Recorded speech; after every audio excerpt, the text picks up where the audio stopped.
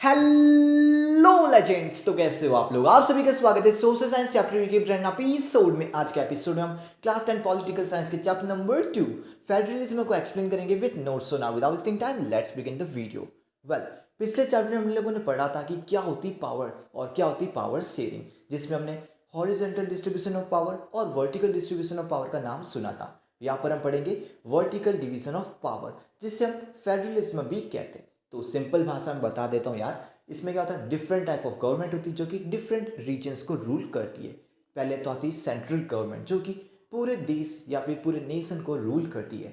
दूसरा है state government जो कि देश के छोटे छोटे टुकड़ों को रूल करती है, जिसे हम तो स्टेट बोलते हैं बट बाकी देशों में प्रोविंसेस भी कहते हैं। अब उसके बाद में कुछ देश तो होते हैं जिनमें सिर्फ 2 टायर्स यानी कि 2 लेवल ऑफ गवर्नमेंट ही होती है, और कुछ ऐसे देश भी होते हैं जिनमें 3rd लेवल भी होता है, लाइक अपना देश। यहाँ पर इसको बोलते हैं लोकल सेल्फ गवर्नमेंट। सिंपल, तुम समझ गए होंगे कि सबसे ज़्यादा पावर होती है सेंट्रल गवर्नमेंट के पास, क्योंकि उन्हें यार पूरा देश संभालना होता है। सेकंड, स्टेट गवर्नमेंट जिसको एक बड़ा सा स्टेट संभालना होता है। And finally local self government जिसे एक डिस्ट्रिक्ट का एक छोटा सा पार्ट संभालना होता है। ताकि अब देखो, लोकल सेल्फ गवर्नमेंट का मेन उद्देश्य क्या था, क्योंकि एक बड़े से स्टेट के अंदर छोटी सी डिस्ट्रिक्ट की डेवलपमेंट में ध्यान देना बहुत ही मुश्किल होता है। बिकॉज इतना बड़ा स्टेट है, एक अकेला सीएम कैसे सब पे ध्यान रख सकता? नहीं ना। इसीलिए एक डिस्ट्रिक्ट की डेवलपमेंट ना रुके तो फिर उनके लिए भी ये जिला परिषद और डिस्ट्रिक्ट के लिए बहुत कुछ भी ध्यान रखा गया एंड अमेंडमेंट की गई अपनी कॉन्स्टिट्यूशन के अंदर। तो फिर ये थोड़ी सी समरी थी, अब हम इसको डिटेल में जानेंगे। Let's start. मैं जो बोल रहा हूँ वो तो तुम सुनते रहना, साथ में यहाँ पर जो नोट्स लिखे हुए वो तुम्हारे लिए ही लिखे हुए हैं, क्योंकि मैं बोलूँगा सिंपल भाषा में, लेकिन तुम्हें लिखना थोड़ा बहुत तो टेक्निकल वर्ड्स यूज़ करने पड़ेंगे ना यार, जो कि तुम्हारे बुक में लिखे हुए हैं और मेरे नोट्स में भी। तो फिर देखो, दुनिया में जितने भी देश हैं वो है टोटल 193 कंट्रीज़, और उनमें से 25 कंट्रीज ही फेडरल है, यानी कि उनमें different type of government follow किया जाता है। उनमें तुम थोड़े बहुत देश याद रख लेना। एक तो चाइना तो नहीं है, बिकॉज चाइना इतना बड़ा देश होते हुए भी वो एक एक्सेप्शन है कि दुनिया में जितने भी बड़े देश है वो सब फेडरल सिस्टम फॉलो करते हैं, लेकिन चाइना फॉलो नहीं करता। इसीलिए मैंने तुम्हें बताइए। अब देख लो, आते कौन से इंडिया आता है, पाकिस्तान आता है, रसिया आता है, यूएसए आता है, एंड थोड़े और देश भी है जो कि तुम याद रख लेना। दैट इज पूरी दुनिया की पॉपुलेशन में से 40% पॉपुलेशन इस फेडरल स्टेट के अंदर आते हैं। अब तुम पूछोगे कि चाइना फेडरल नहीं है तो फिर कौन सा सिस्टम है? इसको हम बोलते हैं यूनिटरी सिस्टम, यानी कि पूरे देश को एक ही गवर्नमेंट रूल करेगी, यानी कि बड़े से देश को और छोटी सी डिस्ट्रिक्ट को सिर्फ एक ही गवर्नमेंट रूल करेगी।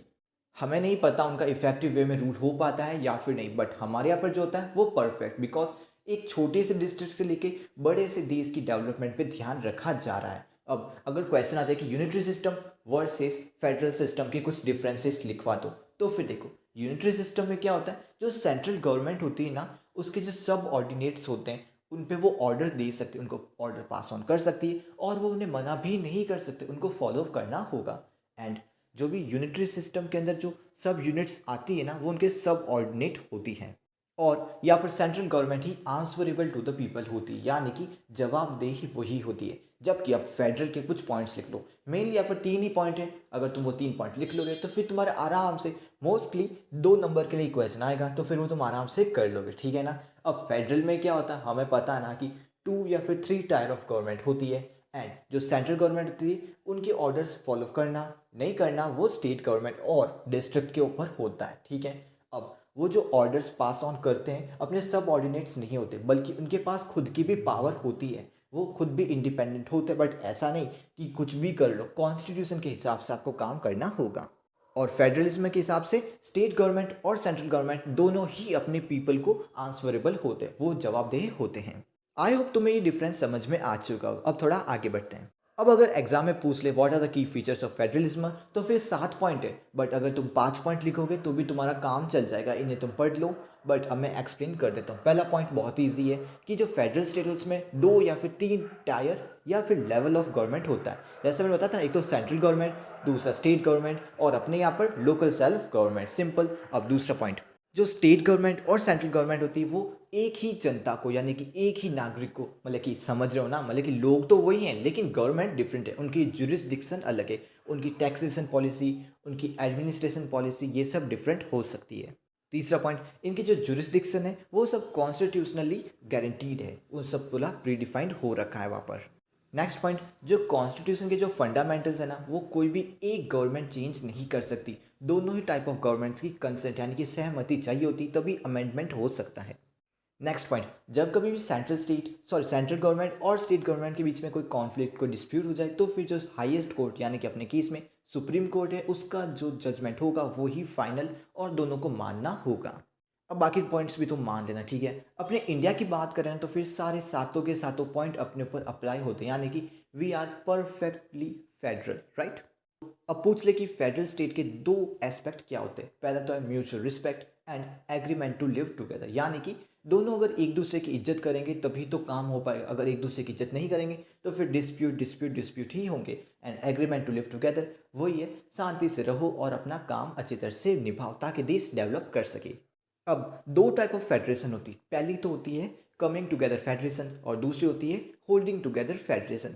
इसको थोड़ा समझ लो, बहुत इंपॉर्टेंट है, ठीक है। जो कमिंग टुगेदर होती है इसके अंदर क्या होता है, जो छोटी छोटी यूनिट्स होती है वो सब एक बड़ी यूनिट बनाती है, ताकि अब यूनिट यानी कि जगह की बात कर रहे हैं, ठीक है ना।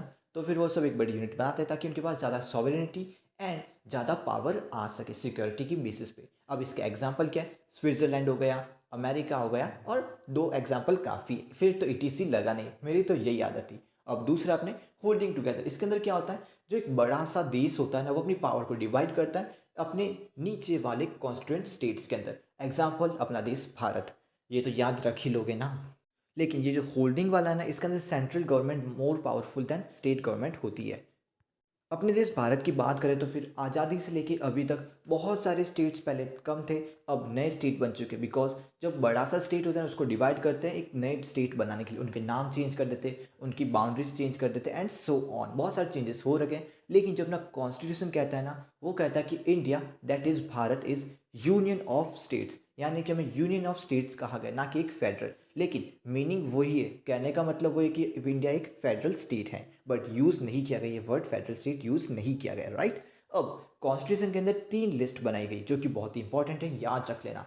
पहली है यूनियन लिस्ट। अब ये लिस्ट क्या होती है, ये वो इंटरेस्ट के सब्जेक्ट्स होते हैं जो इसके अंदर ये स्टेट गवर्नमेंट, सेंट्रल गवर्नमेंट ये उनके ऊपर काम करेगी। इसके अंदर कौन से आते हैं वो तुम सुनो।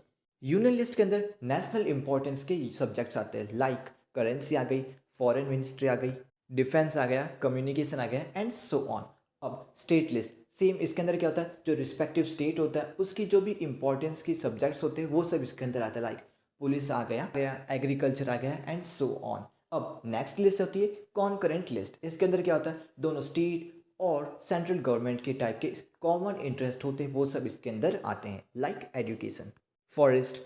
इस कॉन्करेंट लिस्ट के अंदर दोनों स्टेट और सेंट्रल अपने हिसाब से लॉस बना सकते हैं। अब इनके अंदर जो भी सब्जेक्ट अगर कोई चूक जाए जो कि कॉन्स्टिट्यूशन बनाने के वक्त नहीं था, जो कि अभी है, लाइक सॉफ्टवेयर, तो फिर उनको बोलते हैं हम रेजिड्यूरी सब्जेक्ट्स। इनके ऊपर यूनियन जो होती है ना, यानी कि सेंट्रल गवर्नमेंट होती है, वो कानून बनाती है। सुनो, हमने थोड़ी देर पहले पढ़ा था ना, एक तो था कमिंग टुगेदर और दूसरा था होल्डिंग टुगेदर फेडरेशन। तो फिर जो होल्डिंग टुगेदर फेडरेशन है ना, ये अपनी कॉन्स्टिट्यूएंट स्टेट्स को ज़्यादा पावर नहीं देती। इसी के चलते अपने देश के कुछ ऐसे स्टेट्स हैं जो कि पॉलिटिकली एंड हिस्टोरिकली उनको ज़्यादा पावर की ज़रूरत है मेन स्टेट्स के हिसाब से, लाइक नागालैंड हो गया, मिजोरम हो गया, अरुणाचल प्रदेश हो गया। इनको थोड़ी सी एक्स्ट्रा पावर की ज़रूरत है ताकि जो बाकी स्टेट्स के लोग हैं इन पे ज़्यादा डोमिनेंस नहीं बना पाए। इसी के लिए आर्टिकल 371 के हिसाब से इनको स्पेशल स्टेटस दिया गया है। जैसा कि कश्मीर, जम्मू कश्मीर को था ना आर्टिकल 370, वो कुछ ज़्यादा ही हो गया था, इसलिए इसको एब्रोगेट कर दिया गया, वरना यहाँ पर एक नया देश बन जाता, जो कि एक बहुत ही अच्छा डिसीजन था 370 को हटाना। अब इन स्टेट्स को जो स्पेशल पावर मिली है वो किसके हिसाब से, जो दूसरे स्टेट के लोग हैं ना वो यहाँ पर ज़मीन नहीं खरीद सकते, बिकॉज यहाँ के जो लोग हैं ना उनको ज़्यादा पावर मिल सके, उनको गवर्नमेंट सर्विसेज में ज़्यादा मौका मिल सके एंड मैनी थिंग्स, ठीक है। अब हमारे देश के अंदर कुछ ऐसी यूनिट्स होती जो कि बहुत ही छोटी होती एक स्टेट बनने के लिए, और इतनी भी बड़ी नहीं होती कि उनके पास ज़्यादा पावर आ सके, तो उन्हें हम बोलते हैं यूनियन टेरिटरी। देखो, लक्षद्वीप हो गया, दिल्ली हो गया, चंडीगढ़ हो गए, ये सब अपने यूनियन टेरिटरीज आते हैं। उनको कोई स्टेट गवर्नमेंट रूल नहीं करती, बल्कि प्रेसिडेंट रूल करते इन पे। बल्कि प्रेसिडेंट नहीं करते, कोई और करता है, बट नेम प्रेसिडेंट का ही चलता है। बट यहाँ पर लिखा हुआ है कि सेंट्रल गवर्नमेंट इनको रूल करती है। अब तुम्हें पता पार्लियामेंट में सारे डिसीजंस लिए जाते हैं, तो फिर कोई भी एक गवर्नमेंट चेंजेस नहीं कर सकती इस पावर शेयरिंग की रेशियो के अंदर। इसके लिए 2/3 मेजोरिटी मिलनी चाहिए।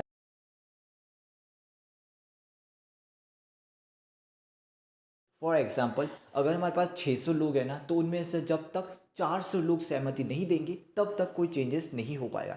ये मैंने जस्ट एग्जाम्पल दिया, ठीक है ना। अब बाकी उसके बाद इसको रेटिफाइड किया जाएगा। लगभग जितने भी स्टेट्स हैं उनमें से आधे से ज़्यादा एटलीस्ट होने चाहिए, तभी ये चेंजेस हो पाएंगे, राइट। अब अगर कोई भी डिस्प्यूट हो जाए तो फिर हाई कोर्ट या फिर सुप्रीम कोर्ट ही इसको सॉल्व करेगी।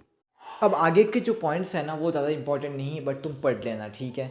देखो, हम सबको पता है कि 1947 से 2019 के बीच में बहुत सारे स्टेट्स नए बने हैं और बहुत सारे मर्ज हो चुके हैं। वो क्यों? सब अपनी अपनी रीज़न की वजह से होते हैं, और एक मेजर है लैंग्वेज। लैंग्वेज एक बहुत ही बड़ा मुद्दा है जिसके चलते देश का डिवीज़न भी हो सकता था। तो फिर उसको संभालने के लिए बहुत ही मीटिंग करनी पड़ी, एंड तब डिसाइड किया गया जो लोग सेम लैंग्वेज बोलते हैं उनको एक स्टेट में रखा जाए ताकि उनके बीच में कोई भी डिस्प्यूट ना हो सके। जबकि उत्तराखंड, झारखंड और नागालैंड जैसे स्टेट्स उनकी एथनिसिटी, कल्चर और ज्योग्राफी के बेसिस के हिसाब से बनाए गए थे। लैंग्वेज की बात यही ख़त्म नहीं होती। लैंग्वेज तो बहुत बड़ा टेस्ट था हमारे देश के लिए, बिकॉज हमारे देश की जो मेजर लैंग्वेज जो कि हिंदी है, बस 40% लोग ही हिंदी को बोलते हैं, बाकी हिंदी को नहीं बोलते। एंड तुम्हें पता है क्या, हमारे देश की कोई भी नेशनल लैंग्वेज नहीं है। जबकि ऑफिशियल लैंग्वेज की बात करें तो फिर हिंदी और इंग्लिश के लिए बीच में तो बहुत ही बात हुई थी, बिकॉज अकॉर्डिंग टू कॉन्स्टिट्यूशन 1965 तक ही इंग्लिश का यूज़ हो सकता था, उसके आगे उसको बंद कर देना चाहिए। लेकिन बहुत ही वायलेंट रिवॉल्ट स्टार्ट हो गया था तमिलनाडु के अंदर because of English. Not only Tamil Nadu बल्कि बहुत सारे हिस्सों में ऐसा रिवॉल्ट हो गया था, बिकॉज वो लोग हिंदी को ज़्यादा नहीं समझते, ठीक है। तो फिर चेंजेस हुए और कहा गया कि इंग्लिश को आप यूज़ कर सकें, English and Hindi for official work, but कोई भी लैंग्वेज यानी कि लाइक हिंदी है, आप किसी भी स्टेट पे इम्पोज नहीं कर सकते। उनकी मर्जी वो कौन सी लैंग्वेज बोलना पसंद करेंगे, राइट। 2011 के सेंसस के हिसाब से हमारे देश के अंदर 1300 डिस्टिंक्ट लैंग्वेजेस है, जो कि बहुत ही ज़्यादा है, तुम खुद सोच सकते हो। एंड उनकी थोड़ी और क्लासिफिकेशन करने के बाद में पता चला कि करीब 121 लैंग्वेजेस जो कि मेजर है, उनमें से भी 22 लैंग्वेजेस को हम बोलते हैं स्केड्यूल्ड लैंग्वेजेस, जो कि कॉन्स्टिट्यूशन के 8th पार्ट में। अब यहाँ पर एक पार्ट आता है कोलिशन गवर्नमेंट का, जो कि गठबंधन सरकार। आई होप सो तुम्हें पता ही होगा इसका मीनिंग क्या होता है, बट मैं जनरली बता देता हूँ, ज़्यादा डीप में नहीं जाएंगे। इसमें क्या होता है, जब भी कोई एक पॉलिटिकल पार्टी मेजोरिटी हासिल नहीं कर पाती इलेक्शन के दौरान, तो फिर कोई भी दो पॉलिटिकल पार्टीज मिलती है और डिसाइड करते हैं कि हम सब मिलकर एक गवर्नमेंट फॉर्म करेंगे। तो फिर इसे ही बोलते हैं कोलिशन गवर्नमेंट। सिंपल सी बात है, ठीक। अब एक पॉइंट आता है डिसेंट्रलाइजेशन। इसका मतलब क्या होता है? सिंपल सी बात है, हमारे देश के अंदर ऐसे states like UP and Maharashtra जिनकी पॉपुलेशन तो रसिया और जर्मनी के बराबर या फिर उससे ज़्यादा ही पॉपुलेशन है, तो फिर एक स्टेट गवर्नमेंट उन सारी जनता पे थोड़ी ना रूल कर पाएगा, उनकी डेवलपमेंट में ध्यान नहीं दे पाएगा। इसीलिए एक नई टाइप ऑफ गवर्नमेंट बनाई गई जिसे हम बोलते हैं लोकल सेल्फ गवर्नमेंट, एंड इसे ही हम कहते हैं डिसेंट्रलाइजेशन। यानी कि जो स्टेट गवर्नमेंट है वो अपनी पावर्स दे रही है अपनी छोटी यूनिट को, उसे ही हम बोलेंगे डिसेंट्रलाइजेशन। सिंपल सी बात है, ठीक है। मैंने बोल तो दिया है, तुम पढ़ भी लेना, बिकॉज लिखना तुम्हें पेपर है ना यार, तो फिर इंग्लिश फॉर्म करनी है आने चाहिए। जो मैं बोल रहा हूँ बस समझने से ही नहीं होगा, तुम्हें लिखना भी होगा यार। इतनी देर से हम बोल रहे third level of government, third level of government. अब इनका नाम क्या है? अब विलेजेस में तो इनको बोलते हैं पंचायत, एंड जो अपने टाउन्स होते हैं और सिटीज़ होती है उनमें इनको एक अलग ही नाम दे रखा है। थोड़ा सा कंफ्यूजिंग है, मैं खुद कंफ्यूज हो जाता हूँ, तो फिर उसको थोड़ा सा दूर करने की कोशिश करेंगे, ठीक है। पंचायत तो होती है विलेजेस के अंदर और म्यूनसिपैलिटी होती है टाउन्स के अंदर। यहाँ पर रेगुलर इलेक्शंस नहीं हुआ करते थे, इसके चलते इनके पास ना तो पावर थी ना ही अपने इनकम सोर्सेज थे, तो फिर ये अच्छी तरह से रूल नहीं कर पाते। इसीलिए ही 1992 में बहुत सारे चेंजेस किए गए थे, यानी कि कॉन्स्टिट्यूशन अमेंडमेंट की गई थी इनको थोड़ी पावर देने के लिए। उसके बाद में यहाँ पर इलेक्शन भी होने लगे थे। अब इस अमेंडमेंट के कुछ इंपॉर्टेंट पॉइंट्स हैं जो कि तुम यहाँ पर पढ़ लो। सबसे पहली बात तो कॉन्स्टिट्यूशन के अंदर ये मैंडेटरी कर दिया गया था कि लोकल सेल्फ गवर्नमेंट के लिए भी इलेक्शन होंगे जो कि रेगुलरली होंगे। नेक्स्ट, इलेक्शन के दौरान SC, ST, OBC के जो रिप्रेजेंटेटिव्स है उनको भी मिलने वाली है रिजर्वेशन पॉलिसी का फ़ायदा। एंड नेक्स्ट, वुमेन को भी 1/3 ऑफ सीट्स मिलने जरूरी, वो रिजर्वेशन के हिसाब से। और इनके लिए इलेक्शन कंडक्ट कौन करवाएगा? स्टेट इलेक्शन कमीशन, जिसे ECB बोलते हैं, जो कि एक इंडिपेंडेंट इंस्टीट्यूशन है जिसको कोई भी गवर्नमेंट कंट्रोल नहीं। बहुत ही इंपॉर्टेंट है। पहली बात, जो गाँवों में लोकल गवर्नमेंट होती है उसे हम बोलते हैं पंचायती राज। अब बहुत सारे गाँवों की पंचायतियों को मिलाकर बोलते हैं ग्राम पंचायत। इंपॉर्टेंट है। और इसके अंदर बहुत सारे वार्ड मेंबर्स होते हैं, वार्ड या फिर WARD, ठीक है। जैसे कि पंच होते हैं, सरपंच होते हैं और प्रेसिडेंट होते हैं। जो कि गांव या फिर वार्ड की जो एडल्ट पॉपुलेशन होती है वो उनको डायरेक्टली इलेक्ट करती है by the form of election. जो पंचायत होती है वो ग्राम सभा के अंडर वर्क करती है, और जो ग्राम सभा होती है उसके मेंबर्स कौन होते हैं? उस गांव के वोटर्स, वो ही उसके मेंबर्स होते हैं। अच्छी बात है ना यार। ये नेसेसरी कि कम से कम साल में 2 या फिर 3 बार तो ये सभा होनी चाहिए। एंड यहाँ पर ये एनुअल बजट डिसाइड करते हैं और साथ में रिव्यू भी करते हैं कि कैसे उन लोगों ने काम किया पूरे साल भर। ग्राम पंचायतों को मिलाकर हम बोलते हैं पंचायत समिति, ब्लॉक या फिर मंडल, कुछ भी पीछे लगा लो, बात एक ही है, ठीक है। और इनको इलेक्ट कौन करते हैं? पंचायत के मेंबर्स। अब इसके भी ऊपर कौन होते हैं?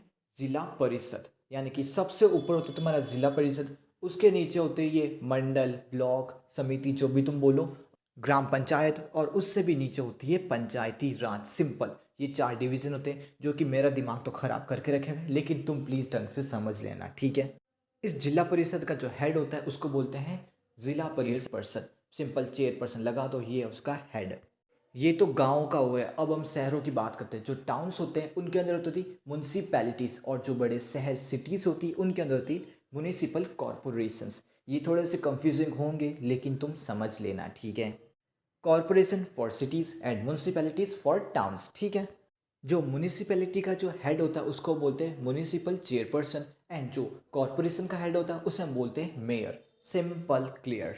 एंड अकॉर्डिंग टू डेटा लगभग 36 lakh municipalities, corporations and panchayat है हमारे पूरे देश के अंदर। इसी के साथ ही चैप्टर ओवर होता है। कोई भी डाउट हो, कोई भी क्वेरी हो तो फिर प्लीज़ क्वेश्चन जरूर पूछेगा। And but then also please ये वीडियो तुम लोग शेयर करना अपने दोस्तों के साथ। वैसे मैं बोलता नहीं, बट आज मैं बोल रहा हूँ बिकॉज तुम्हारे बोर्ड एग्जाम्स नज़दीक आ रहे हैं। तो फिर प्लीज़ ये वीडियो शेयर करना। अगर तुम्हें ये अच्छा लगे तो फिर अपने दोस्तों की भी तो मदद करनी चाहिए ना यार।